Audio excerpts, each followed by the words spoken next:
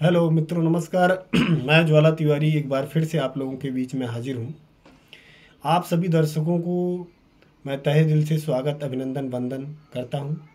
और आप लोगों से मैं विनती करता हूँ कि मेरे वीडियो को अधिक से अधिक लाइक करें, शेयर करें, सब्सक्राइब करें।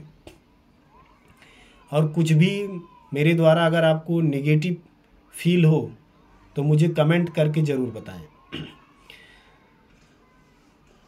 इसके पहले की वीडियो में मैंने इन्जॉय टू प्रोसेस के बारे में बताया कि एक बिंदु से जो काम हम शुरू करते हैं और दूसरा बिंदु जो उस कार्य का उद्देश्य होता है, उसके बीच की जो प्रक्रिया है वही आनंद पूर्वक तरीके से उसको प्रक्रिया को चलाना ही इन्जॉय टू प्रोसेस है। और आज के वीडियो में मैं ये बात करने वाला हूँ कि शॉर्ट टाइम में, कम समय में पढ़ाई में मन लगाकर एक अच्छा रिजल्ट पाने के लिए मैं कौन सी स्ट्रेटजी विकसित करूं, इस प्रश्न का मैं आज जवाब दे रहा हूं। तो कम समय में, जैसे अगले महीने ही हमारा एग्ज़ाम है, उसके लिए हम कम समय में क्या करें?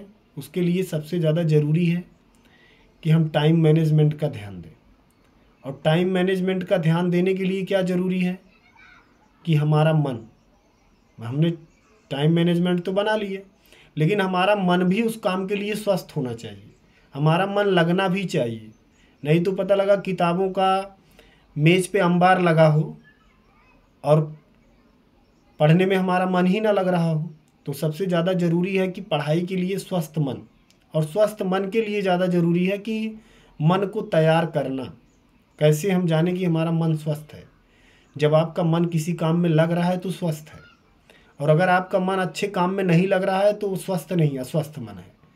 तो स्वस्थ मन के लिए ये ज़रूरी है कि हम जब भी पढ़ने की मुद्रा में हों, जब भी हम पढ़ने की व्यवस्था में बैठें, तो सबसे पहले हम 2 मिनट शांत हो जाएं।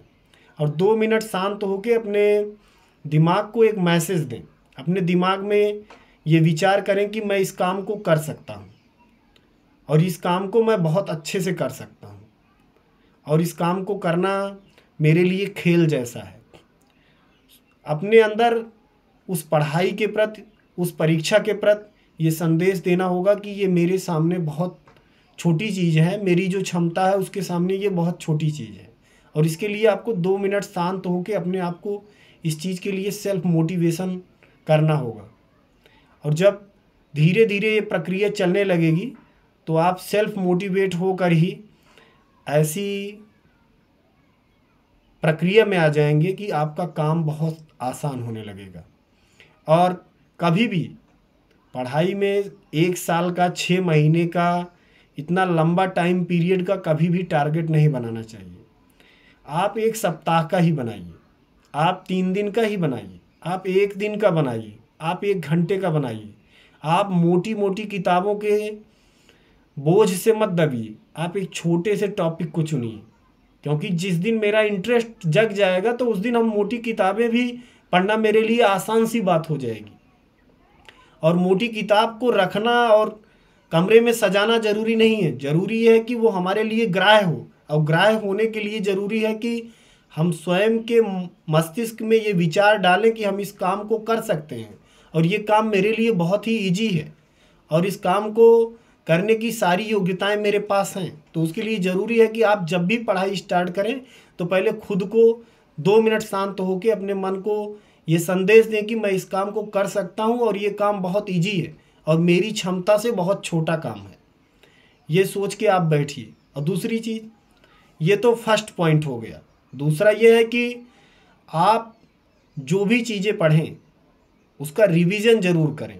अगर आप रिवीजन नहीं करते तो कभी कभी ये होता है कि हम आगे बढ़ते जा रहे हैं, हम आगे पढ़ते जा रहे हैं, आगे पढ़ते जा रहे हैं, बढ़ते जा रहे हैं, फिर पीछे का जो पोर्शन है वो छूट रहा है, वो छूट रहा है। और धीरे धीरे फिर जब मेरी किताब ख़त्म होगी तो फिर हम उसी स्थिति में पहुँचे कि पता लगा हम 20% मुश्किल से ग्रहण कर पाए और 80% मेरे छूट ही गए।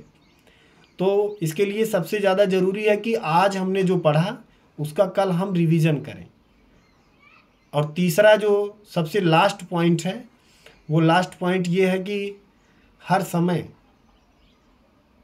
आपके माइंड में आपके द्वारा पढ़ी हुई चीज़ों का कोरिलेट होना ज़रूरी होता है।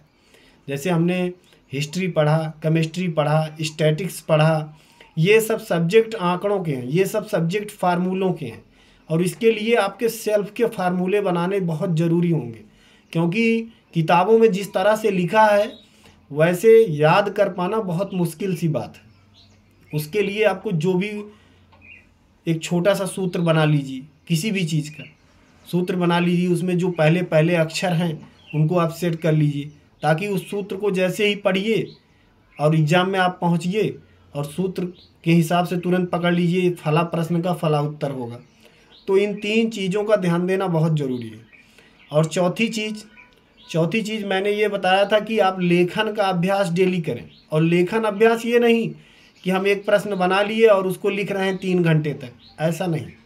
आप उस परीक्षा के दृष्टिकोण से उस परीक्षा में जितने प्रश्न आ सकते हैं और जितने टाइम में जितने प्रश्न आपको करने अनिवार्य हैं, उतने प्रश्नों को आप घड़ी लगा के बैठिए और उतने समय में आप करिए।